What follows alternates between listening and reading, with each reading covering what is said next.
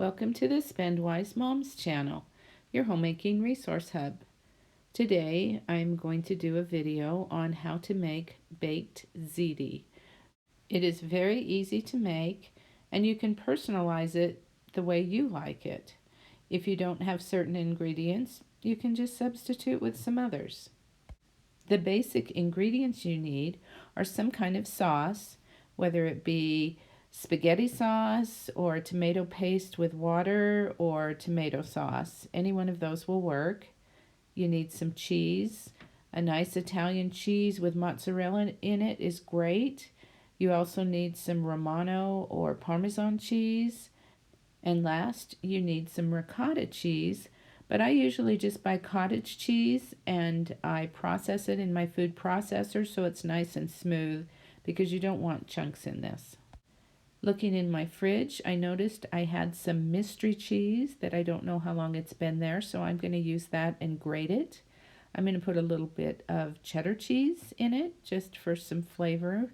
I'm going to add some Italian seasoning probably. I don't need to, but I'm going to because the tomato sauce is pretty bland. I bought $1 worth of hot Italian sausage that I'll add to it, and then I have an onion from our garden that I will add.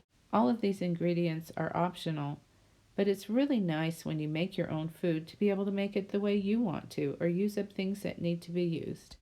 So get out a pot and start boiling some water and put about half a package of pasta in it. You can use parts of different pastas that are left over if you want. It doesn't really matter what kind you use. And cook it according to the directions on the package. While that cooks, I'm going to cook my meat and my onions. I'm also going to grate the mystery cheese that I have in the fridge just to get rid of it. While those are cooking, I'm also going to mix up the sauce.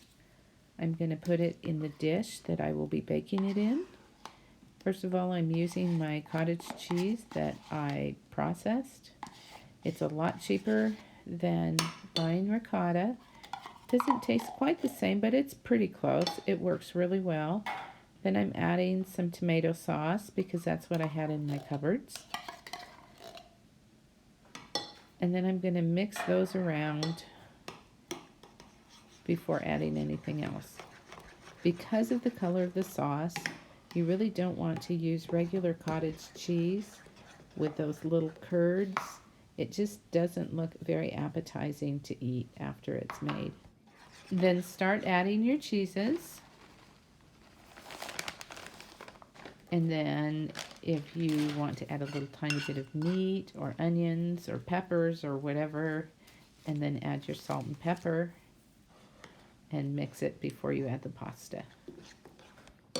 Drain your pasta, but don't rinse it, and then add it to your sauce and stir it around.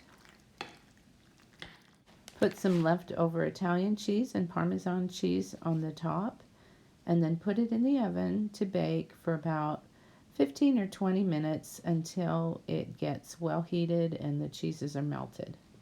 Then pull it out of the oven and you're finished. What it may lack in looks, it certainly makes up in taste. Thanks for watching the Spend Wise Moms channel. Please subscribe for more videos just like this.